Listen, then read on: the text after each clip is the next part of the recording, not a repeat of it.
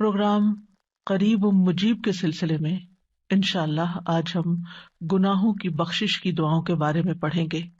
حقیقت یہ ہے کہ انسان خطا کا پتلا ہے، انسان کے نفس کے اندر کمزوریاں موجود ہیں۔ خلق الانسان ضعیفا، انسان کمزور پیدا کیا گیا ہے، انسان بھولنے والا ہے۔ اسی بنا پہ ایسا ہوتا ہے کہ انسان اس دنیا میں بار بار پھسل جاتا ہے۔ کبھی اللہ سبحانہ وتعالیٰ کے کسی حکم کو ماننے میں اسے مشکل ہو جاتی ہے، یا وہ بھول جاتا ہے، یا وہ قصدن نہیں عمل کرتا جو اس کو کرنے کے لیے کہا جاتا ہے، اور کبھی وہ بھول چوک کا شکار ہو جاتا ہے، انجانے میں اس سے خطائیں ہو جاتی ہیں، انسان سے بار بار غلطیاں ہوتی ہیں۔ اگر انسان قصدن کوئی گناہ کرتا ہے اور گناہ پر قائم رہتا ہے تو ایسا شخص اللہ کی نگاہ میں سخت مجرم ہے، ایسا شخص قیامت کے دن اللہ کی پکڑ سے بچ نہیں سکے گا۔ ایک اور انسان ایسا ہوتا ہے کہ جس سے انسان ہونے کے ناطے غلطی ہو جاتی ہے، طبعی کمزوری کی بنا پر وہ پھسل جاتا ہے، لیکن غلطی کے بعد وہ فوراً متنبہ ہو جاتا ہے، ہوش میں آ جاتا ہے، اس کے اندر شرمندگی اور توبہ کا احساس پیدا ہو جاتا ہے، وہ اللہ تعالیٰ سے معافی مانگتا ہے اور آئندہ غلطی نہ کرنے کا عزم کر لیتا ہے۔ ایسا شخص غلطی کرنے کے باوجود اللہ تعالیٰ کے انعام کا مستحق ہو جاتا ہے۔ انسان اپنے آغاز سے ہی غلطیاں کرتا چلا آیا ہے۔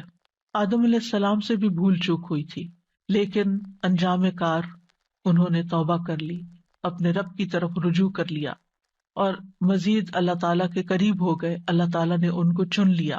موسیٰ علیہ السلام سے ایک قبطی کا قتل ہو گیا تھا، انہوں نے فوراً توبہ کر لی، اللہ تعالیٰ نے ان کو اپنے کام کا بنا لیا، چن لیا۔ غلطی انسان سے ہوتی ہے، لیکن غلطی کرنے کے بعد جو شخص توبہ استغفار کر لیتا ہے وہ ایسا ہوتا ہے گویا اس نے غلطی کی ہی نہ ہو، اللہ سبحانہ وتعالیٰ اس کو پاک صاف کر دیتا ہے، اور یہ ہم سب کی ضرورت ہے۔ اس لیے بہت ضروری ہے کہ ہم بار بار اللہ تعالیٰ کی طرف پلٹتے رہیں اور توبہ اور استغفار کرتے رہیں۔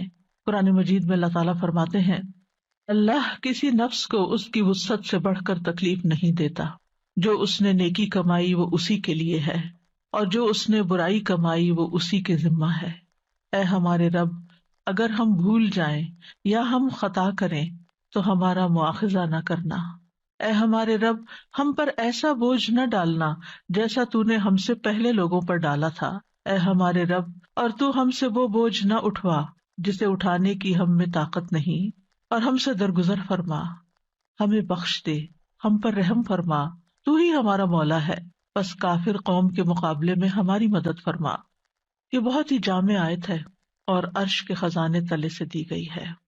اس میں انسان سورۃ البقرہ کے اختتام پر اپنی عاجزی اور اپنی کمزوری کا اعتراف کرتے ہوئے اللہ سبحانہ وتعالیٰ سے بخشش، عفو، درگزر اور رحم کی درخواست کرتا ہے۔ یہ بہت ہی جامع آیت ہے، اس میں بہت سے نکات ہیں۔ اس میں اللہ تعالیٰ نے اپنے قانون سزا اور جزا کے کچھ کلیے بیان کیے ہیں۔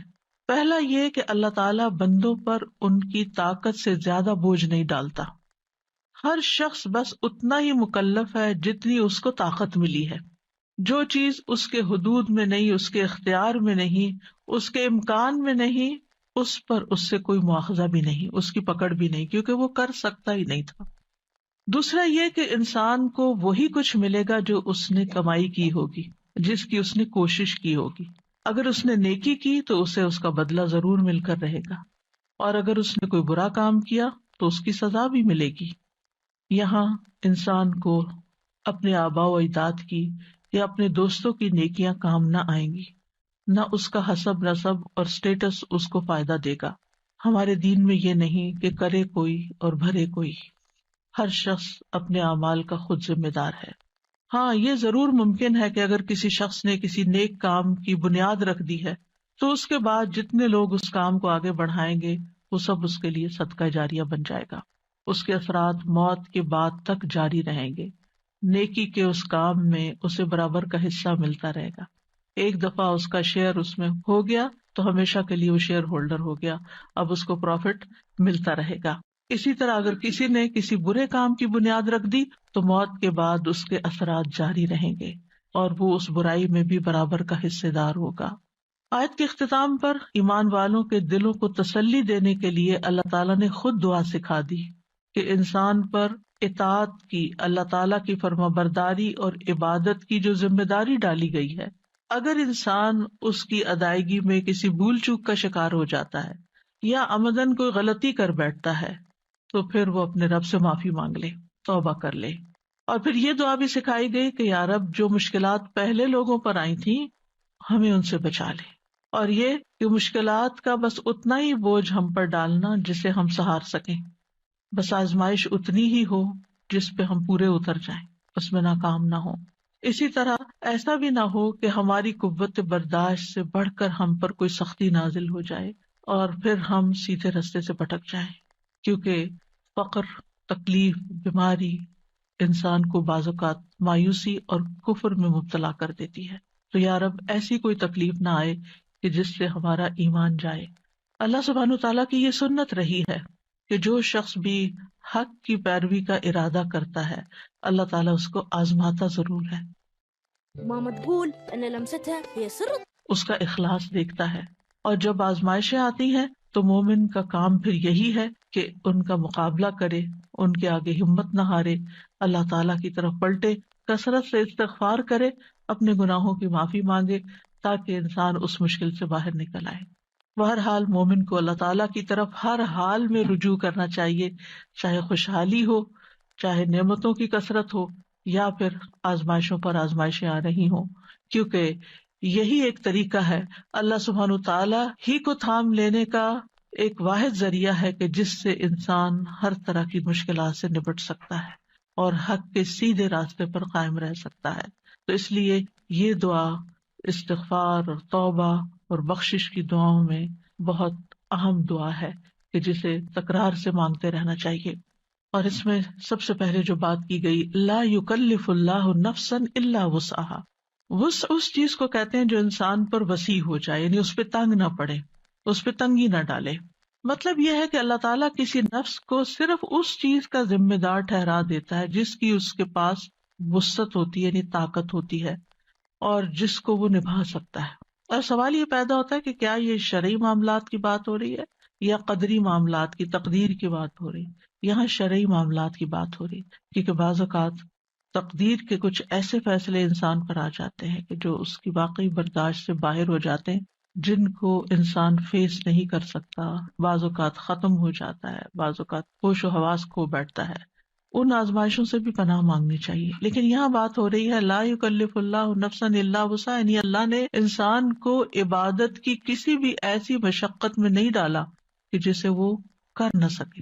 یعنی جو نمازیں ہم پر فرض کی گئی ہیں، روزے ہم پر فرض کیے گئے، یا حج ہم پر فرض کیا گیا، یا اسی طرح اور کچھ کام جن کاموں کا ہمیں حکم دیا گیا ہے، ان میں سے کوئی بھی کام ایسا نہیں کہ جو ہم کر نہ سکتے ہوں، اور پھر ان کے کرنے میں بھی بہت وسعت ہے، یعنی اس میں بھی انسان کو سہولت دی گئی ہے کہ اگر ایک طریقے پہ نہیں کر پا رہا تو وہ اس میں رخصت لے لے، اس میں اختصار بھی ہے، اس میں سہولت بھی ہے۔ نماز میں کھڑے نہیں ہو سکتے، بیٹھ جاؤ، بیٹھ نہیں سکتے لیٹ جاؤ، سجدہ نہیں کر سکتے اشارے سے سجدہ کر لو، وضو نہیں کر سکتے تیمم کر لو، اور اسی طرح کی بے شمار مثالیں ہیں کہ جس میں ہمیں بہت وسعت دی گئی ہے، بہت آسانی دی گئی ہے۔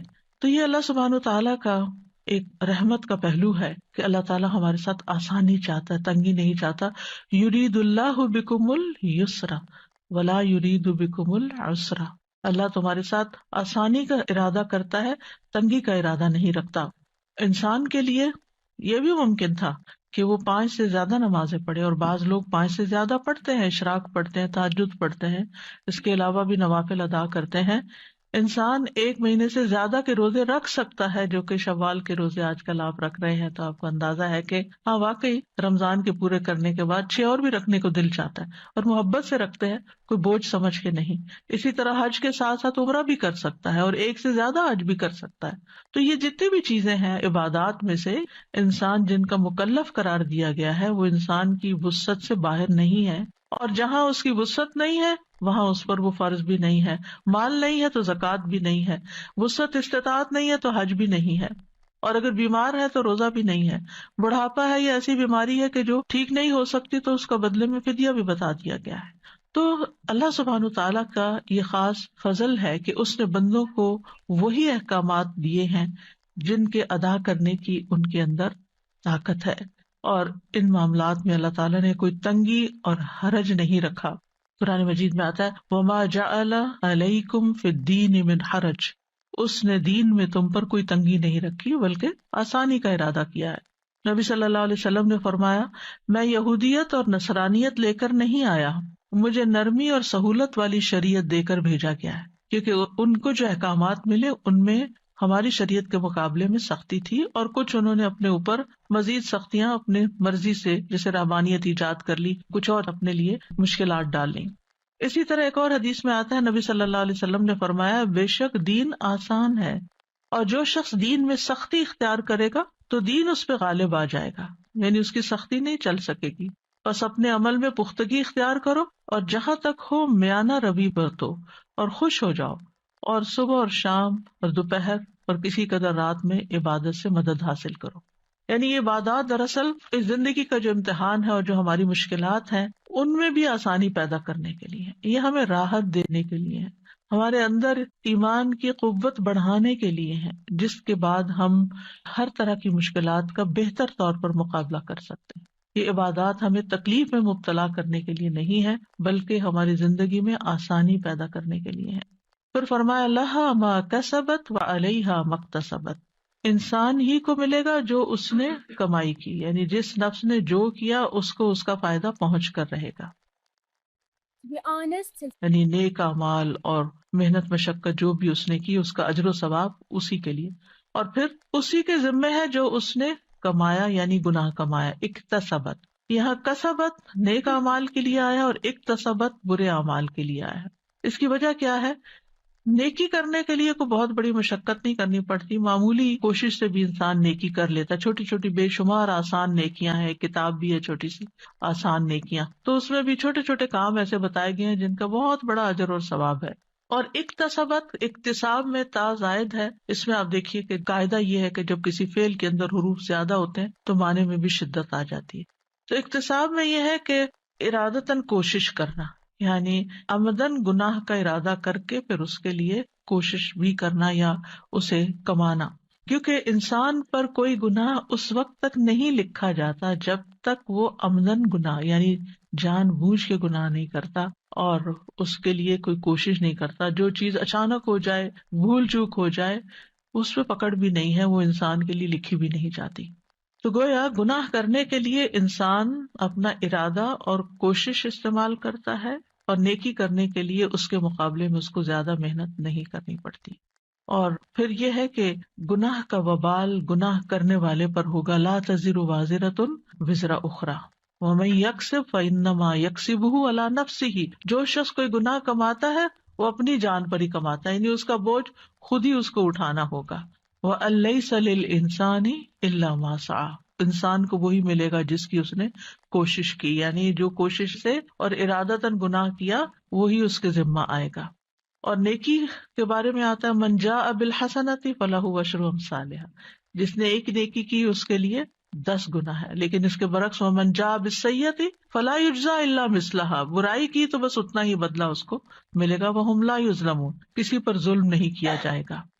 پھر فرمایا ربنا لا تؤاخذنا ان نسینا او اخطانا، یہاں اللہ تعالیٰ کو رب کہہ کے پکارا گیا، ربوبیت کا وسیلہ دیا گیا، واسطہ دیا گیا۔ یہ جو آتا ہے نا وَلِلَّهِ الْأَسْمَاءُ الْحُسْنَى فَادْعُوهُ بِهَا، اللہ کے اچھے اچھے نام ہیں ان کے ساتھ اس کو پکارو، تو اسی میں سے ایک چیز یہ ہے جب ہم کہتے ہیں ربنا، یہ اللہ کے نام کے ساتھ ہم اللہ تعالیٰ کو پکارتے ہیں، کیونکہ ہمارا رب خالق مالک مدبر وہی ہے، اور جو ہم یہاں مانگ رہے ہیں اس کا تعلق اس کے رب ہونے سے ہے کہ وہی ہمیں دے سکتا ہے۔ اور اکثر آپ دیکھیں گے قرآن مجید میں کہ دعا مانگنے کو اللہ تعالیٰ کی ربوبیت کے ساتھ ہی قرآن مجید میں خاص کیا گیا، اسی لیے قرآن مجید کی اکثر دعائیں بلکہ تقریباً سب دعائیں جو ہیں الا ماشاء اللہ وہ ربنا سے ہی شروع ہوتی ہیں۔ تو ربنا لا تؤاخذنا ان نسینا او اخطانا، اللہ ہمیں نہ پکڑنا، یعنی ہمیں سزا نہیں دینا اگر ہم بھول جائیں۔ بھول کب ہوتی ہے؟ جب انسان کو کسی چیز کا علم ہوتا ہے اور پھر علم کے بعد وہ اس کام کو بھول کر لیتا ہے. اور خطا کیا ہوتی ہے؟ علم ہی نہیں ہوتا، لا علمی میں غلطیاں کر رہا ہوتا ہے. جیسے ریسنٹلی میں نے دیکھا کہ مسلمانوں کی جب اجتماعی صورتحال دیکھتے ہیں، اور سب سے بڑی عبادت تو نماز ہی ہے، تو جب میں مسجد نبی میں اپنے دائیں بائیں دیکھتی تھی تو، اور خواتین ہی ہوتی تھی، تو بہت ہی زیادہ تکلیف ہوتی تھی اس بات کی کہ نماز کے بنیادی فرائض تک سے غافل ہیں یا لا علم ہے، معلوم ہی نہیں سطر کتنا ڈھانکنا ہے، نماز میں کہاں دیکھنا ہے، نماز میں سجدہ کیسے کرنا ہے، رکوع کیسے کرنا ہے. کیونکہ بہت سارے لوگ ہوتے ہیں نا، نظر پڑ جاتی ہے آگے، آپ کے آگے جو سب نظر پڑ جاتی ہے، کسی نے گردن اٹھائی ہوئی ہے، کسی نے جھکائی ہوئی ہے، بس ایسے ہی تھوڑا سا جھکا ہوا ہے کوئی، اور آپ کو معلوم ہے کہ اگر رکوع اور سجدہ صحیح نہ ہو تو نماز ہی نہیں ہوتی. لیکن بہت ہی دل تکلیف میں آ جاتا تھا کہ یا رب ان سب کو کون ایجوکیٹ کرے اور کون بتائے اور کس طرح ان کی تربیت کی جائے. بہرحال ہم سب پر لازم ہے خود بھی سیکھیں اور دوسروں کو بھی سکھائیں، اور جہاں جہاں تک ہم پہنچا سکیں پہنچائیں، اور کم از کم اپنے دائیں بائیں اور اپنے گھر میں اور اپنے بچوں کو تو صحیح نماز پڑھنا سکھا دیں. پھر اسی طرح سطر میں آپ دیکھیں کہ ہارڈلی کوئی ایسی خاتون ہوگی، خصوصاً پاکستانی ڈریس میں، کہ جس کے ٹخنے ڈھکے میں ہوں، اور ٹخنے تو کیا آدھی آدھی رکوع اور سجدے میں جاتے ہوئے پنڈلیاں بھی نظر آ جاتی. جب سطر ہی نہیں تو نماز کہاں سے ہوگی؟ دکھ کس بات کا ہوتا ہے کہ اتنا مال اور وقت اور جد و جہد خرچ کر کے آپ یہاں پہنچے ہیں اللہ کے گھر میں، اور کرنا کیا ہے وہ آتا ہی نہیں ہے. تو یہ نہیں آتا، کیوں نہیں آتا؟ اگر لا علمی کی بنا پر ہے تو یہ خطا ہے، پتہ نہیں ہے. اور اسی طرح پھر ارادتاً بھی کرنا، یعنی آپ کو کوئی بتاتا بھی ہے اور آپ سننے کو تیار نہیں ہوتے. یہ بہت دفعہ ایسا بھی ہوتا ہے، وہ کہتے ہیں جیسے ہم کر رہے ہیں ایسے ہی ٹھیک ہے، بس یہی صحیح ہے. نسیان یعنی بھول چوک کہ دل کا ایک معلوم چیز سے غافل ہو جانا. معلوم تھا لیکن بھول گئے. مثلاً آپ نے اپنی چابیاں کہیں رکھی، آپ کو اس وقت معلوم تھا آپ کہاں رکھ رہے ہیں، لیکن بعد میں کیا ہوا؟ بھول گئے. آپ کہتے ہیں کہ میرا خیال ہے یہاں رکھی تھی، میرا خیال ہے یہاں رکھی تھی، اور بہرحال اندازے سے پھر آپ ڈھونڈ بھی لیتے ہیں. تو یہ بھول چوک ہوتی ہے کہ آپ نے خود ہی وہ چیز جانی ہوتی ہے، آپ کو معلوم ہوتا ہے آپ نے کی ہوتی ہے، لیکن آپ کے ذہن سے نکل جاتی ہے، بھول جاتے ہیں. اور خطا جو ہوتی ہے مخالفت کو کہتے ہیں، نافرمانی کے ارتکاب کو کہتے ہیں. لیکن خطا میں مخالفت کا ارادہ ضروری نہیں کہ جان بوجھ کے وہ ارادے سے کرے. اور اسی طرح کسی بھی حکم سے جاہل رہنا یہ بھی خطا میں شامل ہے. یہ بھی ایک غلطی ہے کہ انسان کوشش ہی نہ کرے اور جان بوجھ کے جاہل رہے. اور بہت سے لوگ تو جہالت اختیار کرتے ہیں، پریفر کرتے ہیں. کیوں؟ کہ اگر جان لیا تو کرنا پڑ جائے گا. تو کیا اللہ کو نہیں پتا کہ آپ کیوں لا علم رہنا چاہتے ہیں، کیوں جاہل رہنا چاہتے ہیں؟ بہرحال خطا اور نسیان میں تھوڑا سا فرق ہے. نسیان بھول چوک ہے اور خطا مخالفت ہے، غلطی ہے. اللہ سبحانہ و تعالیٰ نے اس امت پر رحمت اور احسان فرما کر اس سے یہ دونوں چیزیں معاف کی ہیں اگر وہ اس کی وسعت میں نہیں، یعنی وسعت سے باہر. مثلاً بھول گئے، اب ہمارے کنٹرول میں نہیں ہے وہ چیز کیا ہوئی. ہاں اگر بھول چوک کیئرلیسنس کا نتیجہ ہے تو پھر پکڑ ہو سکتی ہے. یعنی کچھ لوگ ہوتے ہیں نا کہ وہ بھول جاتے ہیں لیکن کیئرلیس نہیں ہوتے، انسانی کمزوری کے تحت بھولتے ہیں. اور کچھ لوگ اس کو یاد رکھنے کی کوشش ہی نہیں کرتے، نہ کہیں لکھتے ہیں، نہ کہیں اپنے کو ایسے سائنس بناتے ہیں کہ جس سے انہیں چیزیں یاد آ جائیں، نہ کسی کو کہتے ہیں کہ ان کو ریمائنڈر دے دیں، اگر میں بھول جاؤں تو تم مجھے یاد کرا. پرواہ ہی نہیں، وہ بھول گئے. یعنی بڑے سے بڑا وعدہ کر لیا، کام کر لیا، پھر کہا او ہم بھول گئے. وہ کیوں بھول گئے؟ یعنی اگر کوئی جینوئن ریزن ہو بھولنے کی پھر تو ٹھیک ہے، لیکن اگر سستی ہے محض تو پھر پکڑ بھی ہو سکتی ہے اور اسے توبہ بھی کرنی چاہیے. اب مثال کے طور پر اگر ایک شخص ناپاک کپڑے پہن کر نماز پڑھ لے یا اپنے جسم سے کسی نجاست کو دور کرنا بھول گیا، یا نماز کے دوران منہ سے اچانک کوئی لفظ نکل گیا، مثلاً آپ کو چھینک آئی تو الحمدللہ کہنے کے بجائے آپ نے کہا او ہو. کبھی کبھی منہ سے ایسا کوئی لفظ اچانک نکل تو آپ کہتے ہیں یہ کیا کہہ دیا میں نے، یا الحمدللہ بھی نہیں کہنا چاہیے نماز میں تو، لیکن نکل گیا، عادتاً نکل گیا منہ سے، تو یہ بھول چوک ہے. یا روزہ رکھ کے آپ نے فریج کھولا اور آپ کو پیاس لگی تو بھول کے آپ نے کچھ نکال کے پی لیا. یا احرام کے دوران آپ نے بھول چوک کر کوئی ایسا کام کر لیا، یعنی آپ گئے اور آپ نے حسب معمول خوشبو والے صابن سے اچھی طرح اپنے آپ کو دھو لیا، نہا لیا، بعد میں خیال او میں تو احرام سے تھا، مجھے ایسا نہیں کرنا چاہیے تھا. تو بہرحال یہ سب چیزیں جو ہیں یہ بھول چوک سے تعلق رکھتی ہیں، اور ہم میں سے ہر کوئی کسی نہ کسی موقع پر روزے میں، نماز میں، ان چیزوں میں، طہارت کے معاملات میں بھول چوک کا شکار ہو جاتے ہیں. بعض اوقات وضو کیا ہوتا ہے لیکن پھر وضو نہیں رہتا، لیکن ہمیں یہی ہوتا ہے نہیں ہم نے تو کیا ہوا ہے وضو، اور جو وضو کا ٹوٹنا ہے وہ بھول چکا ہوتا ہے، اور اسی وضو میں نماز پڑھ لیتے ہیں جبکہ وضو نہیں ہوتا. تو یہ سب کچھ بھول چک ہے. ایسی غلطی جو ہے معاف ہے. ربنا لا تؤاخذنا ان نسینا، اللہ ہمارا مواخذہ نہ کرنا اگر ہم بھول جائیں. تو حدیث میں آتا ہے قد فعلت، میں نے کر دیا، معاف کر دیا.